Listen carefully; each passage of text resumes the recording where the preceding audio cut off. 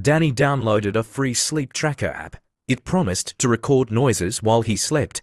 Just for fun, he played back the first night's audio. For hours, nothing. Then, at 3:12 a.m., it caught whispering. It wasn't clear at first, until he heard, "He's awake now."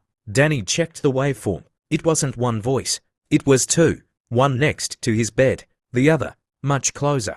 The next night, he set up a camera. In the morning, he checked the footage. At exactly 3:12 again, his body sat up, eyes closed. Something off-screen whispered, "Almost ready." His sleeping self replied, "One more night." He doesn't remember doing that. And now, the app won't uninstall. Every morning, a new file appears, but he's stopped listening. Because last night, the audio ended with, "You're next. Say goodbye." So now, if you're hearing this, like this video to delay the next visit. Comment what you heard at 3:12 and subscribe before the app finds you next.